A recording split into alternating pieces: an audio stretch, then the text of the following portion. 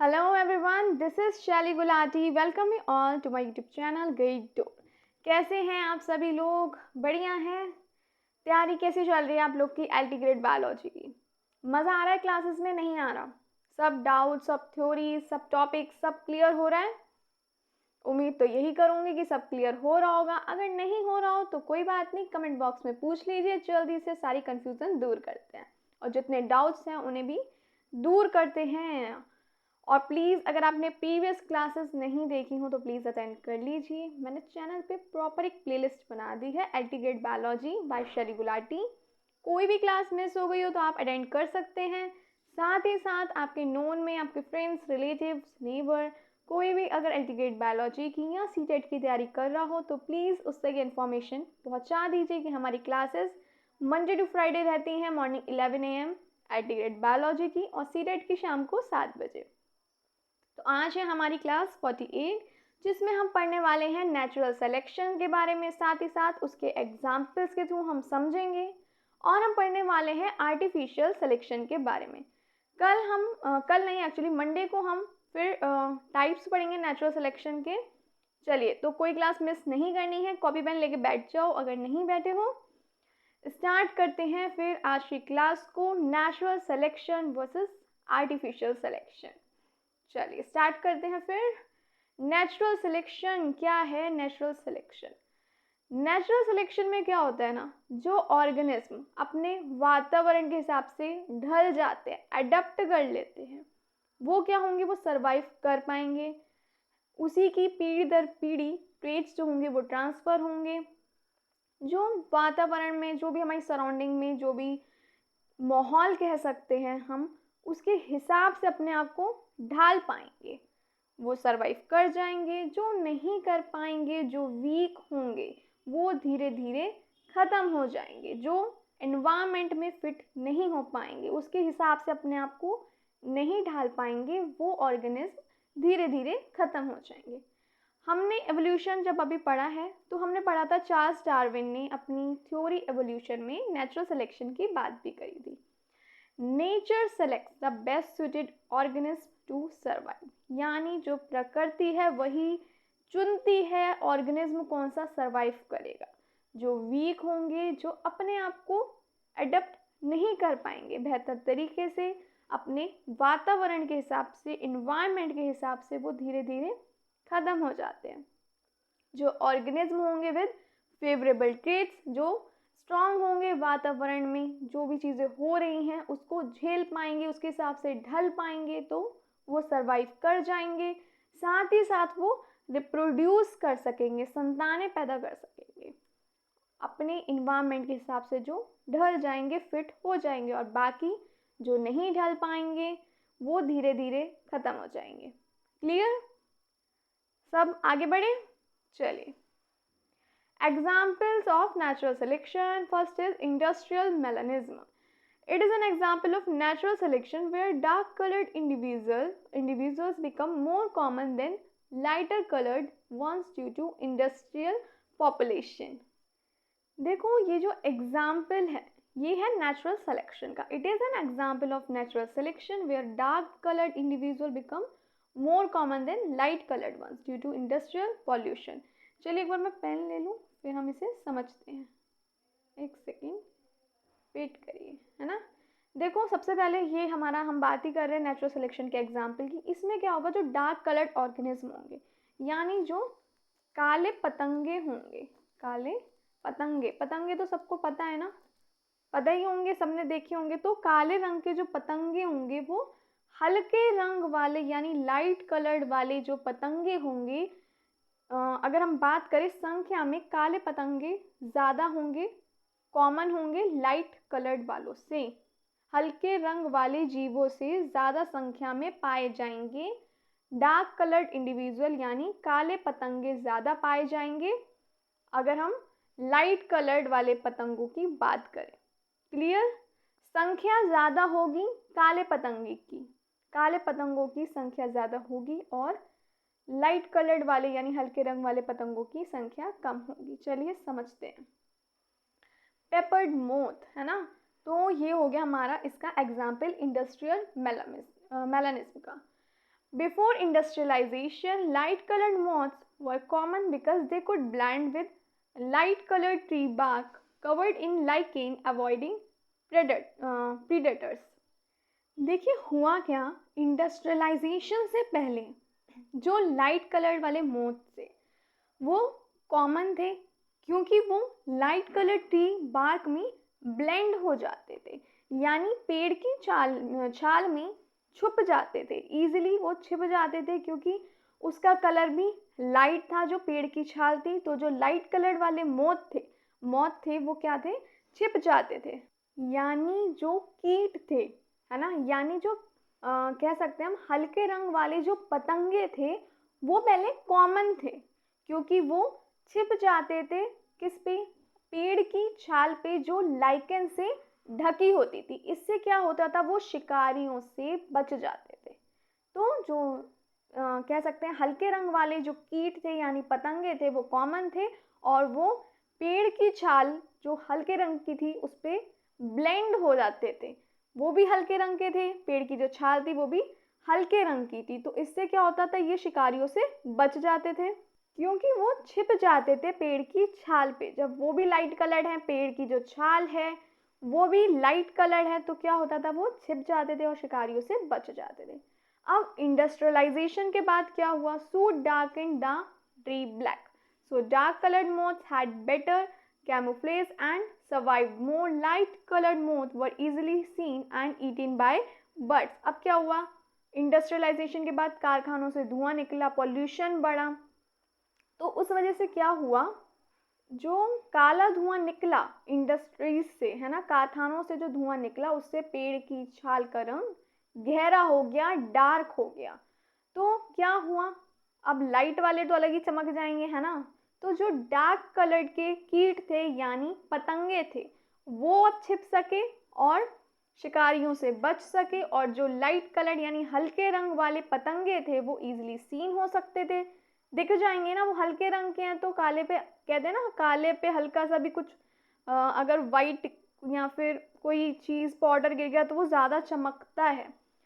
लेकिन अगर कुछ धूल मिट्टी है वो इतनी पता, खैर इतनी नहीं चलती, उसी कलर का अगर कुछ लग जाए तो, है ना, तो वैसे ही हुआ, पेड़ की छाल का रंग काला पड़ गया तो जो काले रंग के कीट थे वो क्या हुआ, इजीली छिप गए और शिकारियों से बच गए, और जो लाइट कलर्ड की पतंगे थे वो क्या हुआ, वो बेचारे मर गए क्योंकि उनका शिकार हो गया, उन्हें पक्षियों ने खा लिया। यहाँ तक कोई दिक्कत आ रही हो तो आप बताएं, कोई दिक्कत यहाँ तक, सब क्लियर हो गया? नोट्स प्लीज साथ साथ बनाते चलिए। चलिए, जो साइंटिस्ट थे जिन्होंने स्टडी करी थी इस पे वो थे एचबीडी केटल-विलबर्ग, इंग्लैंड में की थी इन्होंने। Lichen as industrial pollution indicators, lichens are sensitive to sulfur dioxide and air pollutants. They die or disappears in polluted area. They thrive in clean air.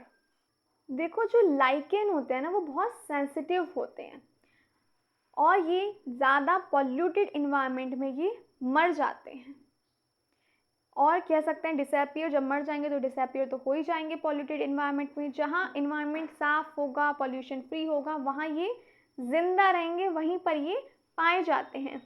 ये सल्फर डाइऑक्साइड हो गई या बाकी जो एयर पॉल्यूटेंट होंगे तो ये उसमें क्या होगा, मर जाएंगे।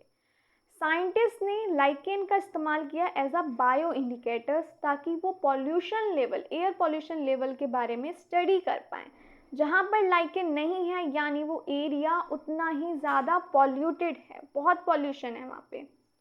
Related to natural selection, lichen disappear in polluted places. Only those organisms survive that are tolerant to pollution. देखो लाइकेन क्या हुआ, जहाँ ज़्यादा पॉल्यूशन था, सल्फर डाइऑक्साइड थी, एयर पॉल्यूटेंट से, वहाँ पे लाइकेन मर गए, डिसअपियर हो गए। जब मर जाएंगे तो कहाँ ही दिखेंगे, है ना, और जो उस पॉल्यूशन को झेल सके वो ऑर्गेनिज्म सरवाइव कर पाए। तो ये रहा एक और example selection bye environment pressure का। ठीक है, अब हम बात करी थी अभी हमने इसकी भी, ये वाले लाइन मुझे लग रहा है हमारा रह गया, ये है ना, ये हमारा रह गया। देखो इसका कंक्लूजन जो अभी हमने पढ़ा था, डार्क, वही हल्के रंग के कीट और डार्क रंग की कीट वाला, the environment change and nature selected dark coloured moths and clear proof of natural selection. Environment बदला, वातावरण बदला, वातावरण प्रकृति, प्रकृति कहेंगे, प्रकृति ने किन्हें सेलेक्ट किया, गहरे रंग वाले पतंगों को। तो ये क्लियर प्रूफ है नेचुरल सिलेक्शन का। जैसी वातावरण चेंज हुआ, बदला, प्रकृति ने डार्क कलर्ड मोथ्स यानी काले रंग के पतंगों को सिलेक्ट कर लिया, वो बच गए, सरवाइव कर पाए, और बाकी मर गए। बिकॉज ऑफ इन्वायरमेंट चेंजेस, जैसे इन्वायरमेंट में चेंजेस आए, इंडस्ट्री से पहले क्या हो रहा था, इंडस्ट्रियलाइजेशन से पहले जो हल्के रंग वाले पतंगे थे वो सरवाइव कर पाए, क्योंकि वो पेड़ की छाल पे छिप जाते थे तो शिकारियों से बच जाते थे। इंडस्ट्रियों के बाद काला धुआं हुआ, पॉल्यूशन बढ़ा, पेड़ की छाल काले रंग की हो गई, अब काले रंग वाले छिप सके, पक्षियों से बच चुके और वो सरवाइव कर गए, और जो हल्के रंग वाले थे उनका हो गया शिकार, पेट पूजा कर ली पक्षियों ने उन्हें खा के। This change in moth population is called industrial melanism. तो ये चेंज जो हुआ मॉथ पॉपुलेशन में वही है इंडस्ट्रियल मेलानिज्म। ये शो करता है कैसे natural selection favours, how natural selection favours organism with better adaptive to their surrounding. मतलब वही बात हो गई, नेचर ने उन्हीं को सिलेक्ट किया जो ऑर्गेनिज्म अपने वातावरण के हिसाब से ढाल पाए। जो ढाल पाए वो बच गए, जो नहीं अडप्ट कर पाए वो बेचारे मर गए। तो ये हो गया एग्जाम्पल आपका नेचुरल सिलेक्शन का। दूसरा हमने पढ़ ही लिया lichen as a industrial pollution indicators का, क्लियर हो गया। अब देखते हैं drug resistance in micro organism. When we use antibiotics जैसे कि penicillin, they kill most bacteria. जब हम कोई एंटीबायोटिक यूज करते हैं जैसे पेनिसिलिन, तो वो बैक्टीरिया को, मोस्टली बैक्टीरिया को मार देता है antibiotic. But sometimes some bacteria have random mutation that make them resistant. These resistant bacteria survive and multiply while non-resistant ones die. क्या होता है, कभी कभी कुछ बैक्टीरिया में एक रैंडम म्यूटेशन होता है ना, जिससे क्या होता है वो रेजिस्टेंट हो जाते हैं, और ये रेजिस्टेंट बैक्टीरिया जो होते हैं वो सरवाइव कर सकते हैं और मल्टीप्लाई भी हो सकते हैं। बल्कि जो नॉन रेजिस्टेंट बैक्टीरिया होंगे वो मर जाएंगे। तो जो रेजिस्टेंट होंगे बैक्टीरिया वो जिंदा रह जाएंगे और बाकी के मर जाएंगे। तो पेनिसिलिन से सब बैक्टीरिया नहीं मरते, कुछ रेजिस्टेंट होते हैं वो बच भी जाते हैं।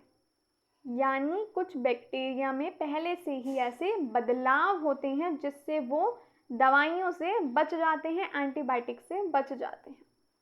क्लियर? यहाँ तक कोई दिक्कत परेशानी हो तो बताओ।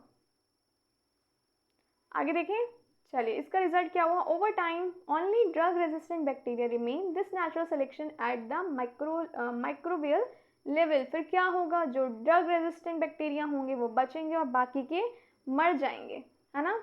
समय के साथ क्या होगा, वही बैक्टीरिया बचेंगे, वही सरवाइव करेंगे जो रेजिस्टेंस होंगे। यानी समय के साथ से वही बैक्टीरिया जिंदा रहेंगे, जीवित रहेंगे, सरवाइव करेंगे, जिन पे दवाई का कोई असर नहीं हुआ। एग्जाम्पल हो गया MRSA methicillin resistant staphylococcus aureus. ये एक बैक्टीरिया है जो क्या है, रेजिस्टेंट है टू मैनी एंटीबायोटिक्स। कई मतलब काफ़ी एंटीबायोटिक से, दवाओं से ये बच सकता है, इसको कोई फर्क नहीं पड़ता, ये जीवित रहता है। कई एंटीबायोटिक्स इसका कुछ नहीं बिगाड़ पाते। मेथिसिलिन रेसिस्टेंट स्टेफिलोकोकस ऑरियस एक ऐसा बैक्टीरिया है जो रेसिस्टेंट है, यानी एंटीबायोटिक से ये नहीं मरेगा, ये नहीं मरेगा एंटीबायोटिक से। क्लियर? और कोई दिक्कत इसमें? देखो जो दवा है एंटीबायोटिक है वो कमज़ोर बैक्टीरिया को मार देगी, लेकिन जो रेसिस्टेंट है वो बच जाएगा। तो जो बचेगा वही तो फिर सरवाइव करेगा, बाकी के तो ख़त्म ही हो जाएंगे, एंटीबायोटिक मार ही देगी कमज़ोर वालों को। Sickle cell anaemia and malaria. Sickle cell anaemia is used by mutation in is caused by mutation in the gene for hemoglobin. Sickle cell anaemia ये होता है भाई म्यूटेशन की वजह से, ठीक है ना। देखो, सिकल सेल एनीमिया एक ऐसी बीमारी है जो हीमोग्लोबिन बनाने वाले जीन में बदलाव के कारण यानी म्यूटेशन के कारण होती है। पीपल विद होमोजाइगस कंडीशन, जो इनकी होमोजाइगस कंडीशन होगी यानी SS, उनको क्या होगा, सिकल सेल एनीमिया हो जाएगा, ये बीमारी हो जाएगी, उन्हें इस बीमारी से सफ़र करना पड़ेगा।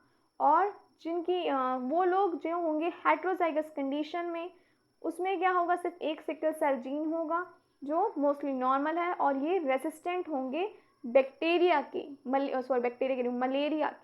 मलेरिया से बचे रहेंगे।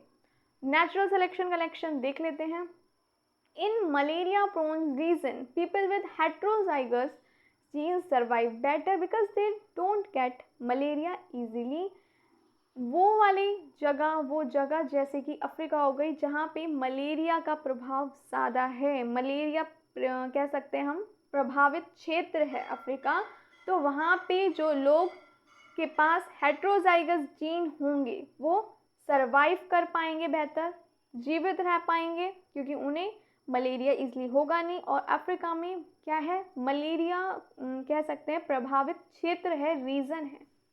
फिर क्या होगा, समय के हिसाब से ये जो जीन्स हैं पॉपुलेशन में क्या होगा, पीढ़ी दर पीढ़ी ये जो जीन्स है ये बने रहेंगे due to natural selection. Clear.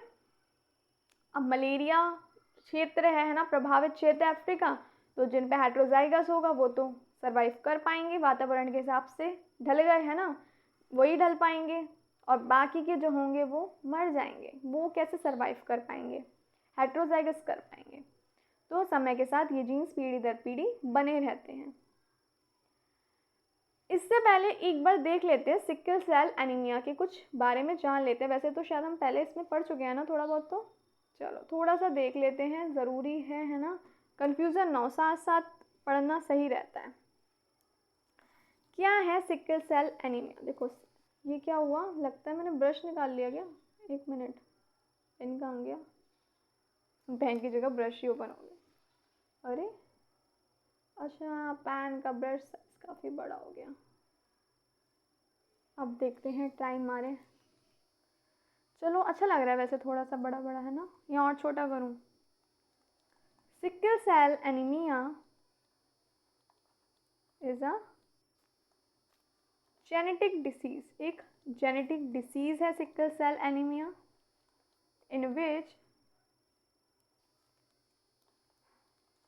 in which the shape of RBC यानी red blood cell becomes abnormal। abnormal कैसी हो जाती है, सिकल शेप्ड हो जाती है, सिकल शेप्ड। नॉर्मल कैसी होगी, राउंड होगी, है ना, नॉर्मल होगी राउंड। सिकल सेल, एक मिनट रुको, पहले मैं नोट ही कर लूँ फिर समझाती हूँ। सिकल सेल एनीमिया एक जेनेटिक डिसीज है जिसमें रेड ब्लड सेल की शेप एबनॉर्मल हो जाती है, सिकल शेप की हो जाती है राउंड की जगह। क्लियर। चलो और देखते हैं इसके बारे में। दी सिकल सेल, यहाँ हम कहेंगे the sickle shaped cells can not carry oxygen, ये ऑक्सीजन कैरी नहीं कर पाते properly, oxygen properly, and get stuck, जब ऑक्सीजन नहीं कर पाएंगे तो क्या होगा, स्टक हो जाएंगे ये ब्लड वेसल्स में, get stuck in blood vessels,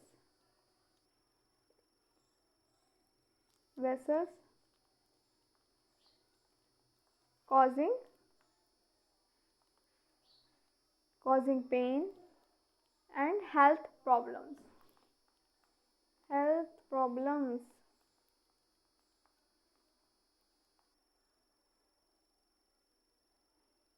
देखो सिकल सेल शेप्ड जो होते हैं वो प्रॉपरली ऑक्सीजन कैरी नहीं कर पाते, जिस वजह से क्या होते हैं, स्टक हो जाते हैं ब्लड वेसल्स पे, और पेन या हेल्थ प्रॉब्लम्स हो सकती हैं इस वजह से। चलिए और जान लेते हैं इसके बारे में। देखो नॉर्मली जो आरबीसी यानी हमारे रेड ब्लड सेल्स होते हैं नॉर्मली, आरबीसी यानी रेड ब्लड सेल, वो कैसे होंगे, राउंड होंगे, राउंड और फ्लेक्सिबल होते हैं, फ्लेक्सिबल। बट इस डिसीज में क्या होता है, in this disease they become hard and curved, hard हो जाते हैं और कर्व्ड हो जाते हैं, they become hard and curved, hard हो जाएंगे और कर्व्ड हो जाएंगे इस डिसीज में। नोट कर लीजिए साथ साथ। क्लासेस अच्छी लग रही हो, सब समझ आ रहा हो, कोई दिक्कत नहीं हो रही हो तो प्लीज़ चैनल को सब्सक्राइब कर दिया करिए, क्लासेस को प्लीज़ बाकी स्टूडेंट्स के साथ भी शेयर कीजिए ताकि मैं भी मोटिवेट हो सकूं। प्लीज़ अगर आप लोग को क्लियर होता हो तो प्लीज़ चैनल सब्सक्राइब कर दीजिएगा और शेयर भी और लाइक भी। चलिए नोट कर लिया आप लोगों ने। चलो देखते हैं types of people based on this, on jeans, है ना, जीन्स के बेस पे देखते हैं। पेन खोल के रख लें, है ना। चलो, types of people based on genes, genes पे बेस्ड देखते हैं। चलो, तो पहले कौन से आ जाएंगे हमारे, पहले आ गए हमारे ए जो नॉर्मल होते हैं, ए यानी नॉर्मल होगा, ये यानी नॉर्मल हीमोग्लोबिन होगा और कोई डिसीज नहीं होगी, नॉर्मल हीमोग्लोबिन, नो डिसीज। जब नॉर्मल हीमोग्लोबिन होगा तो कोई डिसीज नहीं होगी, है ना। चलो दूसरा देख लेते हैं। दूसरा होगा हमारा एएस यानी कैरियर, यानी ये हो गए कैरियर। वन नॉर्मल, एक नॉर्मल होगा इसमें, है ना, एक नॉर्मल होगा और क्या होगा, एंड वन दूसरा अभी हमने पढ़ा था क्या होगा, सिक्कल जीन होगा। एक नॉर्मल जीन होगा, एक सिक्कल जीन होगा, यानी नो डिसीज, कोई डिसीज नहीं होगी, लेकिन क्या होगा, ये बच्चों में आगे जनरेशन में पास होगा, बट कैन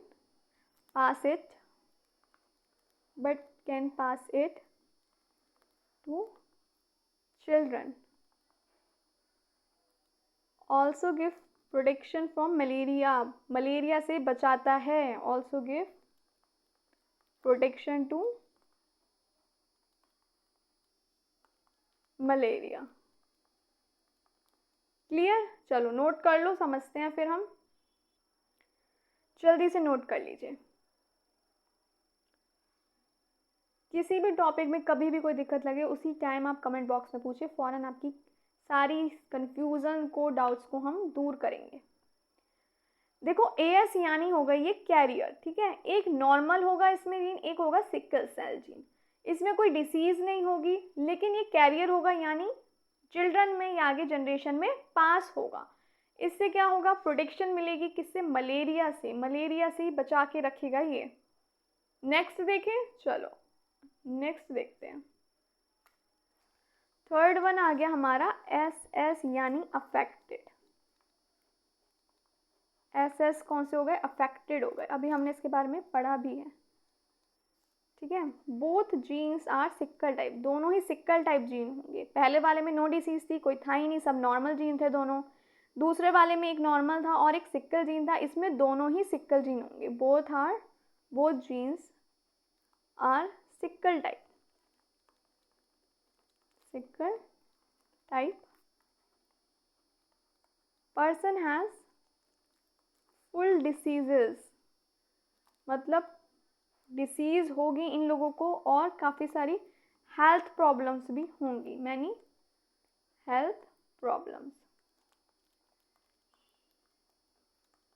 क्लियर।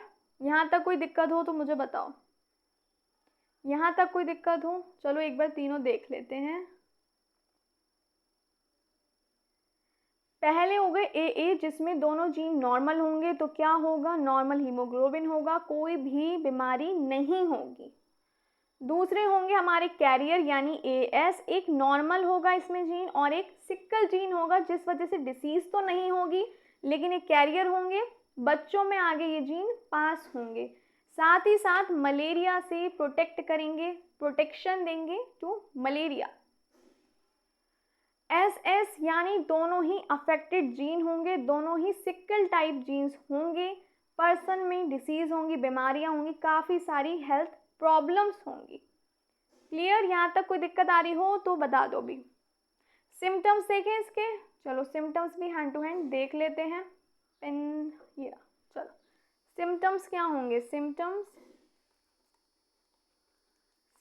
क्या होंगे देखो, बॉडी पेन हो गया,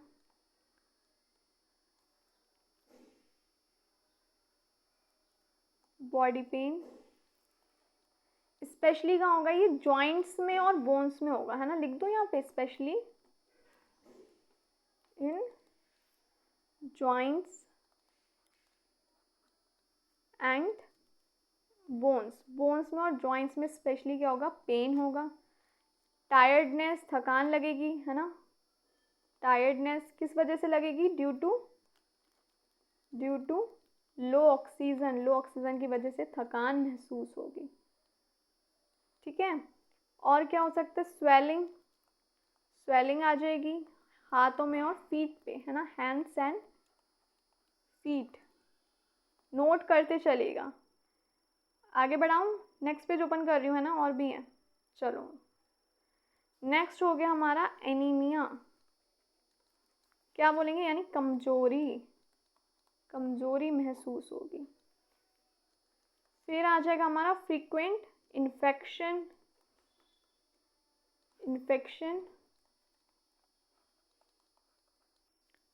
डिलेड ग्रोथ में क्या होगा, डिले होगा बच्चों की ग्रोथ में, डिलेड ग्रोथ इन चिल्ड्रन।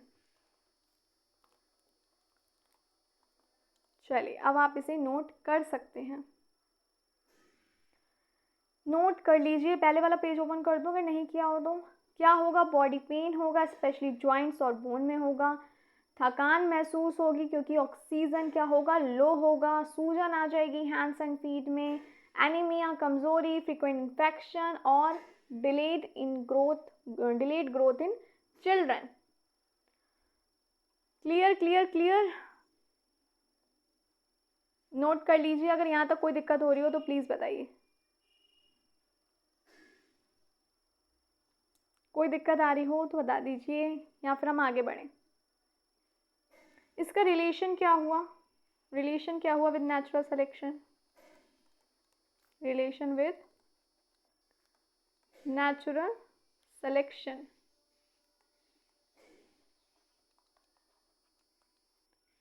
एक सेकेंड, पेन ले लूँ।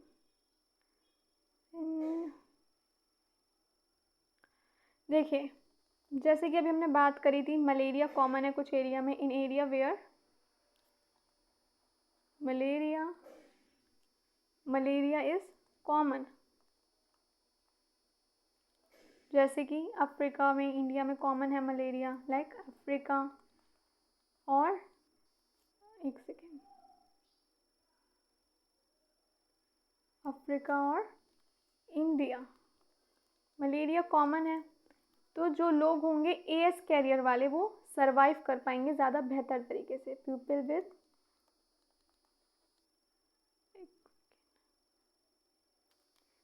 विद AS कैरियर, एक नॉर्मल और एक सिकल जीन यानी, है ना, क्या होगा वो इस कंडीशन में क्या होगा, AS कंडीशन वाले बेटर सरवाइव कर पाएंगे, condition survive better.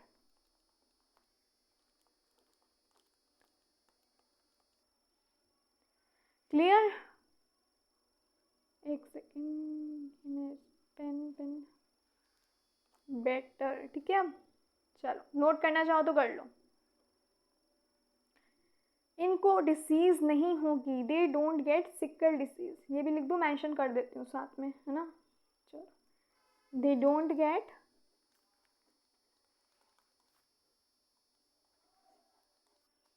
Sickle cell disease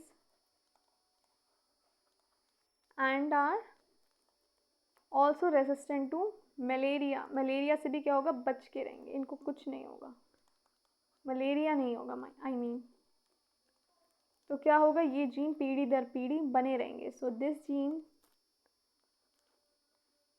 continues in the population, यानी पीढ़ी दर पीढ़ी ये जो जीन्स हैं वो बने रहेंगे, कुछ नहीं होगा इन्हें। क्लियर यहाँ तक? कोई दिक्कत आ रही हो तो बताओ। यहाँ तक सब क्लियर? कोई दिक्कत तो नहीं हो रही? बढ़े आगे। ट्रीटमेंट के बारे में भी चलो देख लेते हैं, जब इतनी बातचीत कर रहे हैं तो ट्रीटमेंट भी देख लेते हैं एग्ज़ाम में, क्योंकि कुछ भी आ सकता है, हमें हर चीज़ पढ़नी है। एक ट्रीटमेंट देख लेते हैं। देखो कोई कंप्लीट क्योर नहीं है इसका, है ना, नो कंप्लीट क्योर, कोई कंप्लीट क्योर नहीं है, लेकिन जो सिम्टम्स हैं उन्हें मैनेज किया जा सकता है, but symptoms can be managed, manage किया जा सकता है। पेन किलर हो गया, oxygen blood, painkiller, oxygen और ब्लड ट्रांसफ्यूज़न हो गया, transfusion, bone marrow transplant in but in some cases, है ना, बोन मैरो ट्रांसप्लांट, लेकिन कुछ केसेस में, इन सम केसेस।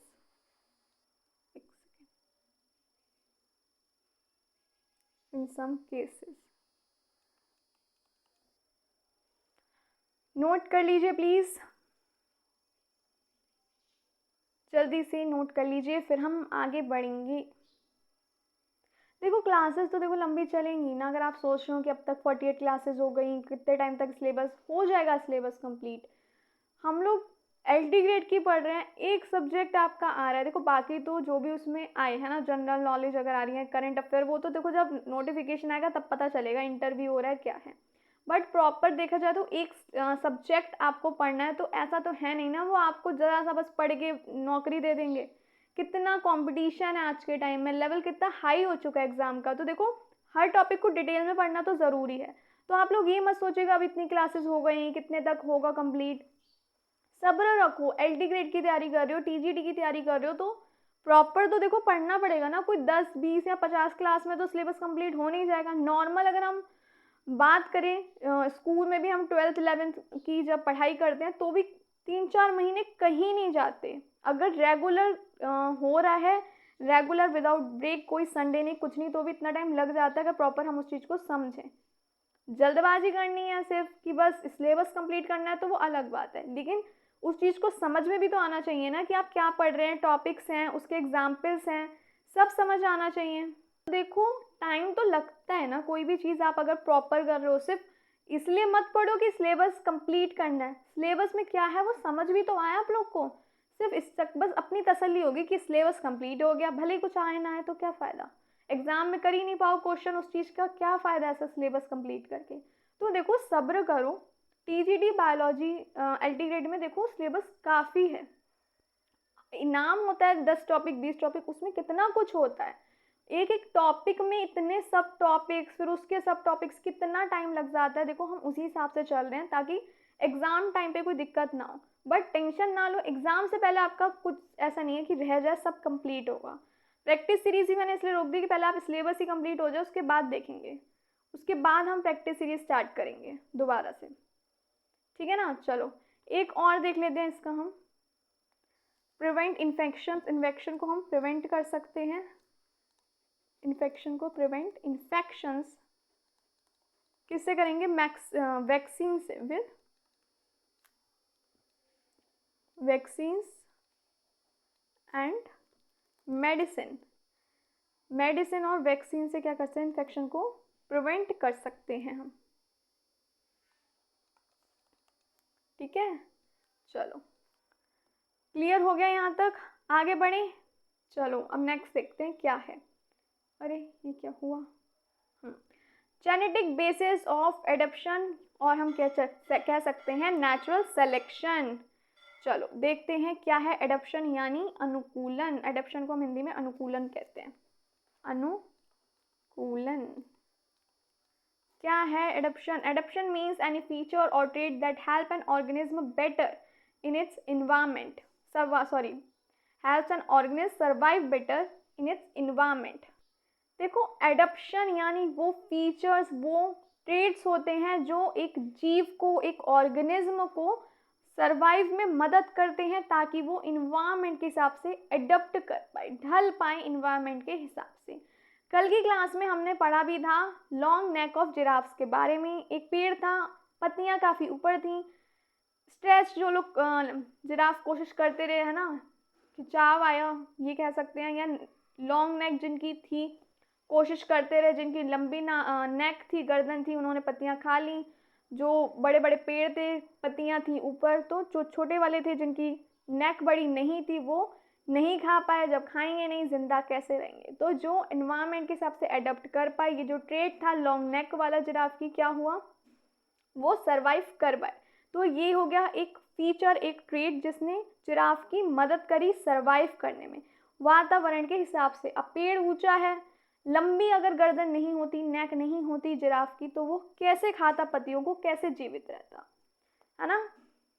कल की क्लास नहीं देखी हो तो देख लेना। लेकिन देखो सवाल ये है कि ये जो विशेषताएं हैं ये आती कहाँ से हैं? तो इसका आंसर सिर्फ यही होगा, जेनेटिक बेसिस यानी जीनों के जरिए। यहाँ पे मैं लिख भी देती हूँ, जीन के जरिए, ये हम कहें ऐसे, जीन्स या जीनों, है ना, के जरिए। हमने प्रॉपर कल पढ़ा था लॉन्ग नेक जिराफ का एग्जाम्पल, कैसे ऐसे स्ट्रेच कर करके बेचारों की गर्दन भी देखो लंबी, उन्होंने अडेप्ट कर लिया, पत्तियां खा ली। नहीं देखियो क्लास तो कल की क्लास अटेंड कर लेना, बहुत कुछ पढ़ा था, मज़ा आया था कल की क्लास में। How genes lead to adaptation, एक सेकेंड, यानी देखो how genes led to adaptation, यानी जीन कैसे अनुकूलन लाते हैं, कैसे अनुकूलन, एडप्टेशन को बोलते हैं हम, लाते हैं। पहला हो गया genetic variation. Every species has slight differences in its. देखो हर स्पेशी में थोड़ा थोड़ा डिफरेंस होता है। ये किस वजह से होता है? म्यूटेशन की वजह से, और हम कह सकते हैं रिकॉम्बिनेशन की वजह से। ये जो स्मॉल डिफरेंसेस होते हैं, इससे क्या होता है, एक नई वैरायटी कह सकते हैं क्रिएट होती है इंडिविजुअल्स की। जैसे कि हमने लास्ट क्लास में एग्जांपल भी पढ़ा था, बीक जो थी, शेप जो थी, बीक शेप थी बर्ड की, वो कैसे अलग अलग थी। म्यूटेशन क्या हो गया, हमें पता ही है, random change in DNA. Some mutation are helpful, they give us survival advantage. Random change जो हो जाता है डीएनए में, अचानक होने वाला बदलाव, वो है म्यूटेशन। कुछ म्यूटेशंस जो होते हैं वो मददगार होते हैं, जो एडवांटेज होते हैं सर्वाइवल के लिए, है ना, मदद करते हैं सर्वाइव में। जैसे कि mutation that gives resistance to malaria in people with sickle cell anaemia. जैसे म्यूटेशन की अभी हमने बात करी, तो कैसे सिकल सेल एनीमिया जो बात हो रही थी, एक सिकल सेल वाला जीन था और एक क्या था, नॉर्मल जीन था, तो क्या हो रहा था, रेजिस्टेंट था वो मलेरिया के, है ना। तो कुछ म्यूटेशन का एडवांटेज भी है जो हमें रेजिस्टेंस दे रहे हैं, जैसे कि म्यूटेशन में अभी हम एग्जाम्पल पढ़ चुके हैं। Mutation that gives resistant to malaria in people with sickle cell anaemia gene, जिनमें एक सिकल सेल एनीमिया जीन था और एक नॉर्मल जीन था। आपको याद हो तो हमने अभी पढ़ा है इसके बारे में, है ना। चलो नेक्स्ट देखते हैं, recombination. During sexual reproduction, genes get shuffled. This creates new combination of traits in the offspring, increasing diversity. देखो सेक्सुअल रिप्रोडक्शन के दौरान जीन्स क्या होते हैं, शफल्ड होते हैं, और हम ये कह सकते हैं सेक्सुअल रिप्रोडक्शन में माता पिता के जीन मिलकर नए संयोजन बनाते हैं। न्यू कॉम्बिनेशन क्रिएट होंगे, गुण के किस में जाएंगे, वो ऑफस्प्रिंग्स में जाएंगे, और डाइवर्सिटी इंक्रीज होगी, इससे संतानों में नए गुण आते हैं। फिर आ जाएगा इनहेरिटेंस। इनहेरिटेंस में क्या होगा, अगर जो वेरिएशंस हैं वो बेनिफिशियल होंगी तो वो ऑर्गेनिज्म को मदद करेंगी रिप्रोड्यूस में और सर्वाइव में, जीवित रह पाएगा ज़्यादा जीव जो होगा, अगर वेरिएशन जो होंगी बेनिफिशियल होंगी, विशेषता उपयोगी होंगी, the trait is then pass to the next generation through genes. तो ये जो अगली पीढ़ी तक क्या होता है, ये पहुंचता है, ये जो गुण हैं, ये ट्रेट हैं, वो पास होते हैं नेक्स्ट जनरेशन में जीन्स के जरिए। फिर आ जाएगा हमारा natural selection. Nature select the traits that give us survival और रिप्रोडक्टिव एडवांटेज। नेचर सेलेक्ट करेगा उन ट्रेट्स को जो सर्वाइव कर पाएंगे, ये हम पढ़ चुके हैं, है ना। जो फिट होंगे वो सर्वाइव कर पाते हैं, देखो वही सर्वाइव कर पाएंगे, साथ ही साथ वो उन्हें सेलेक्ट करेगा जो रिप्रोड्यूस कर पाएंगे। टाइम के साथ क्या होगा, ये जो एडवांटेजियस जीन होंगे ये कॉमन हो जाएंगे, आबादी में क्या हो जाते हैं, ये आम हो जाते हैं। क्लियर, इसे कहते हैं एडप्शन। चलो, इंडस्ट्रियल मेलामिज्म जो अभी हमने पढ़ चुके हैं, सिकल सेल एनीमिया, मलेरिया, ये क्या है, रेजिस्टेंस है और एग्जाम्पल है जेनेटिक बेसिस ऑफ एडप्शन का थ्रू नेचुरल सिलेक्शन। कॉन्क्लूजन देख लेते हैं। Genes are the foundation of all traits. When genetic changes help an organism better survive better, they are passed on and become adaptation over time through natural selection। देखो, gene में सभी, कह सकते हैं जीवों में सभी जो गुण हैं वो जीन से नियंत्रित होते हैं। Genes are the foundation of all traits. अगर जेनेटिक चेंज हो रहा है, जैसे म्यूटेशन वेरिएशन जो हो रहा है, वो ऑर्गेनिज्म की जीव की मदद कर रहा है सर्वाइव में, बेहतर तरीके से वो जी पाएँ, जीवित रह पाएँ, तो ये जो होगा वो क्या होगा, ये तो वो आगे की पीढ़ियों में फैल जाता है, वो जीन्स आगे ट्रांसफ़र होंगे जनरेशन में, और यही अनुकूलन होता है, and become adaptation over time through natural selection. आ जाता है अब next, Lederberg replica plate experiment किसने दिया था, Joshua Lederberg and Esther Lederberg ने 1952 में। पर्पस क्या था इस एक्सपेरिमेंट का, to prove whether mutation happen before exposure to antibiotic और आफ्टर एक्सपोजर। देखो, इस एक्सपेरिमेंट का मेन पर्पस क्या था, ये प्रूफ करना कि जो म्यूटेशन हो रहा है बिफोर एक्सपोजर टू एंटीबायोटिक, देखो मेन क्या था ना, अगर हम सिंपल लैंग्वेज में समझें, इसमें ये प्रूफ किया था कि जो म्यूटेशन हो रहा है एंटीबायोटिक रेजिस्टेंट जो है, रेजिस्टेंस है बैक्टीरिया में, वो बिफोर एक्सपोजर हो रहा है, एंटीबायोटिक देने से पहले हो रहा है या बाद में हो रहा है, पहले से ही वो रेजिस्टेंट है या एंटीबायोटिक के बाद ऐसा हो रहा है।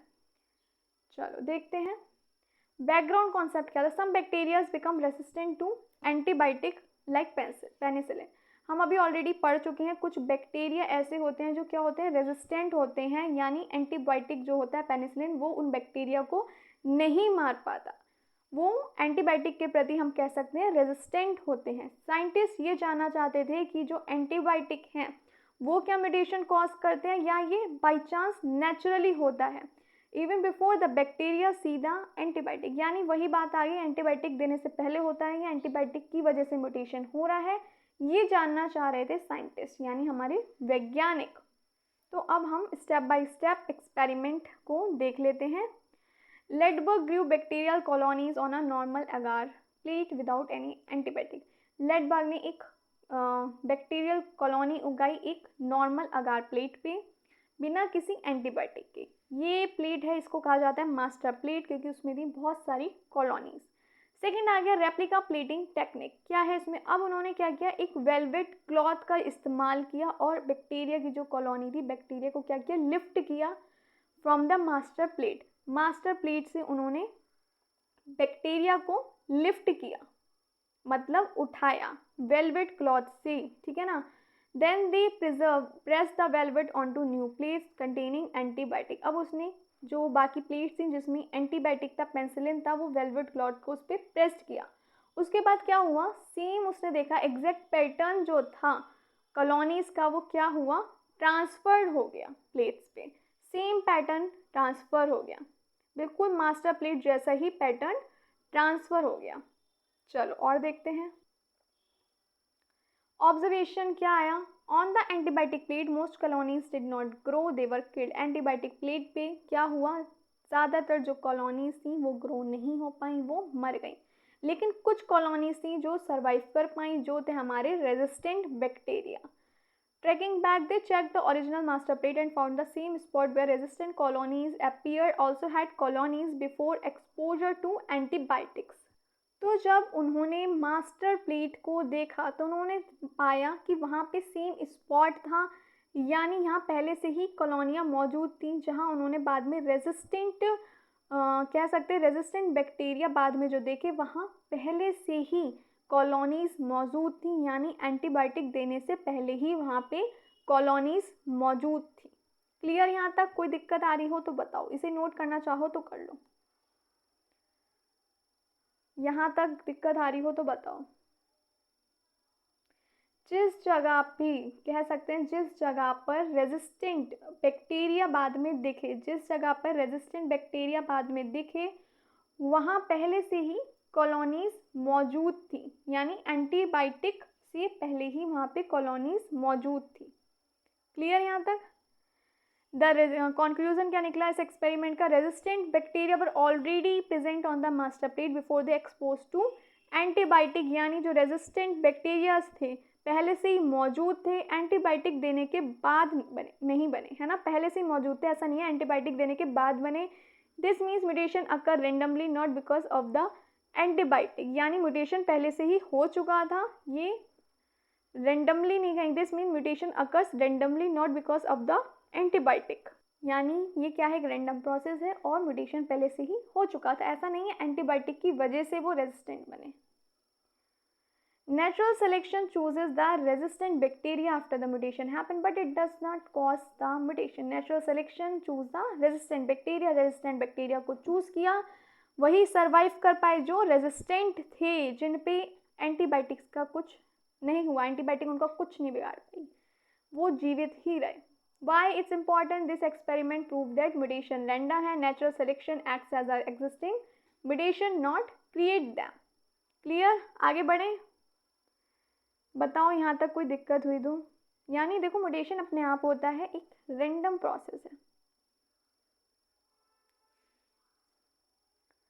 चलो देखो, इसका मतलब सिंपली ये हुआ कि नेचुरल सिलेक्शन जो है वो एग्जिस्टिंग म्यूटेशन पे काम करता है, मौजूद म्यूटेशन पे काम करता है, ना ही पैदा करता है।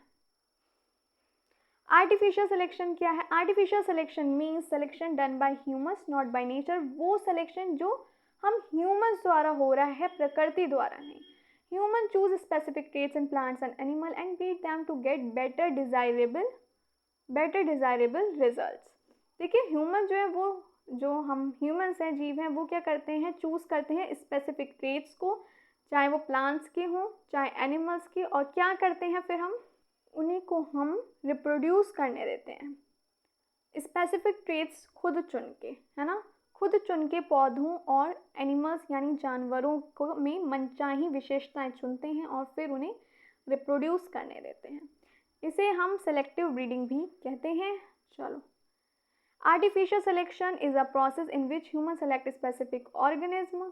वही बात आ गई, इसमें क्या होता है, हम ह्यूमन ही सेलेक्ट करते हैं स्पेसिफिक ऑर्गेनिज्म, स्पेसिफिक ट्रेट्स वाले, और क्या करते हैं, चाहे वो प्लांट्स के हों चाहे एनिमल्स के हों, सेलेक्ट करते हैं। Having desired traits allow them to reproduce, और उन्हें रिप्रोड्यूस करने देते हैं। This lead to the improvement of or enhancement of those traits in future generation। फिर क्या होता है, यही जो ट्रेट्स होते हैं वो आने वाली जो जनरेशन है उसमें पास हो जाते हैं। मेन अगर हम बात करें तो आर्टिफिशियल सिलेक्शन एक ऐसी प्रक्रिया है, एक ऐसा प्रोसेस है जिसमें अच्छे गुण वाले पौधे, या हम कह सकते हैं और पौधे या फिर जानवरों के जो ट्रेट्स हैं, है ना, कह सकते हैं अच्छे गुण वाले पौधे या जानवरों को चुनकर उन्हें आपस में रिप्रोड्यूस करने देते हैं, जिससे क्या हो, आने वाले भविष्य में जो पीढ़ियां हों उनमें अच्छे गुण आए और वो और ज़्यादा बेहतर हो जाएं। चलो, इससे पहले कंक्लूजन पे हम डायरेक्ट नहीं पहुंच रहे हैं, टेंशन ना लो, इतनी जल्दी नहीं ख़त्म हो रहा आपका आर्टिफिशियल सिलेक्शन, और भी हमें बहुत कुछ इसमें पढ़ना है। जैसे हम एग्जाम्पल्स देख लेते हैं इसके। चलो, जैसे कि एग्जाम्पल हो गया पहला, cow. Cows with more milk are selected, इसे हमने सेलेक्ट किया एंड ब्रीड, ताकि क्या हो, जो ऑफस्प्रिंग हो वो भी ज़्यादा दूध दे सकें। So there offspring also gave more milk।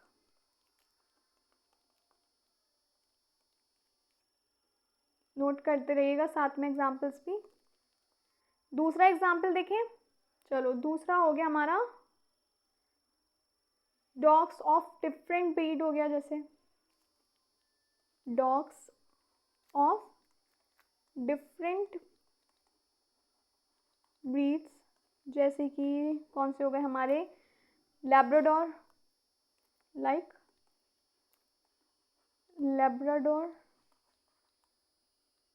और भी एक लिख सकते हैं वैसे हम, जर्मन शेफर्ड काफ़ी फेमस है ना, जर्मन शेफर्ड।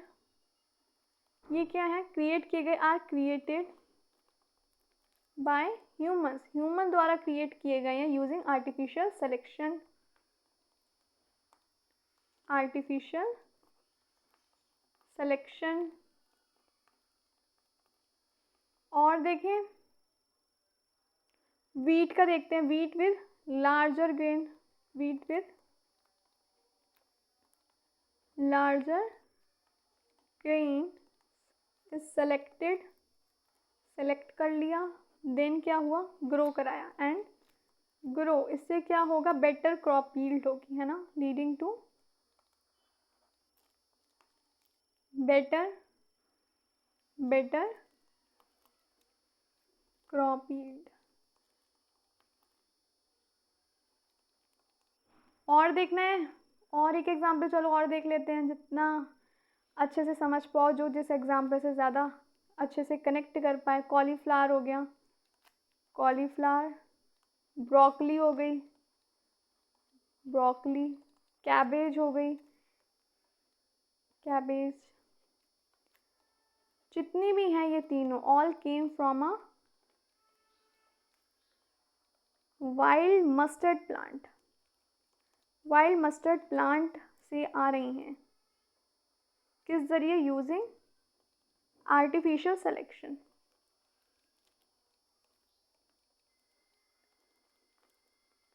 चलो नोट कर लो जल्दी से, फिर हम आगे बढ़ें, देखें और क्या क्या पढ़ना है हमें। यहाँ तक हो गया। चलो ये देखते हैं कि ये वर्क कैसे करता है, हाउ इट वर्क्स, है ना, हाउ इट वर्क्स। चलो पहला आ जाएगा वेरिएशन। देखो there are natural differences, natural differences होते हैं, हमें पता ही है, सब में होते हैं नहीं होते, रंग हो गया, कलर हो गया, है ना, साइज हो गया, डिफरेंसेस, नीचे ही लिख लेती हूँ, इतना तो आएगा भी नहीं, सही से लिखा जाए, differences, differences in trades, trades में डिफरेंसेस तो होते ही हैं, है ना, जैसे कि क्या हो गया, साइजेस हो गए, कलर हो गया, यील्ड हो गई, सभी इंडिविजुअल्स में ये डिफरेंसेस तो होते ही हैं, है ना। अब क्या होगा, ह्यूमन चॉइस होगी, सेकंड आ जाएगा हमारा ह्यूमन चॉइस। ह्यूमन क्या करेंगे, सेलेक्ट करेंगे बेस्ट ट्रेड को, human select best, select individuals best trades, individual के बेस्ट ट्रेड्स को ह्यूमन जो होंगे वो क्या करेंगे, सेलेक्ट करेंगे, यानी चुनेंगे। फिर होगी, ये नोट कर लिया, देखो थर्ड होगी ब्रीडिंग, थर्ड हो गया हमारा breeding,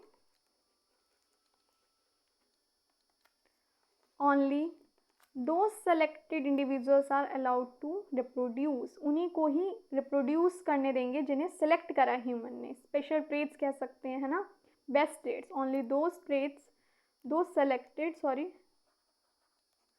selected individuals are allowed to reproduce, उन्हीं को रिप्रोड्यूस करने देंगे जिन्हें सेलेक्ट किया है, बेस्ट ट्रेट वाले इंडिविजुअल को ही रिप्रोड्यूस करने देंगे। अब क्या होगा, फोर्थ आ जाएगा हमारा point, next generation, next generation. The offsprings inherit the desired trades. The जो ऑफस्प्रिंग होंगे उनमें क्या होंगे, वो ट्रेड्स आ जाएंगे, वो गुण आ जाएंगे, ट्रांसफर होंगे ना गुण, डिजायर्ड ट्रेड्स। इसलिए तो हो रहा है आर्टिफिशियल सिलेक्शन, ताकि जो आने वाली फ्यूचर है उसमें भी गुण जो हो बेहतर हो, बेटर हो, बेस्ट हो, है ना। फिफ्थ क्या होगा, फिर वही प्रोसेस को रिपीट किया जाएगा। फिफ्थ हो गया रिपीट, यानी क्या होगा, फिर से इस प्रोसेस को रिपीट किया जाएगा। द प्रोसेस, या कह सकते हैं this process is repeated for many generations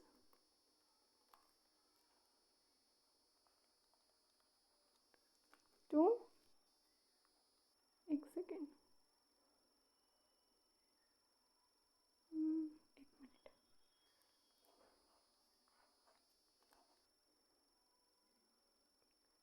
for many generations to improve the quality, ताकि क्वालिटी इम्प्रूव होती रहे, इम्प्रूव रहे। तो क्या होगा, ये प्रोसेस बार बार रिपीट किया जाएगा। क्लियर यहाँ तक, क्लियर क्लियर क्लियर। कोई दिक्कत यहाँ तक आ रही हो तो बता दो, कोई दिक्कत यहाँ तक आ रही हो तो बता दो। चलो और देखते हैं, चलो इम्पोर्टेंस भी देख लें हैंड टू हैंड इसकी, है ना। इम्पोर्टेंस क्या होंगी, इम्पोर्टेंस ऑफ आर्टिफिशियल सिलेक्शन।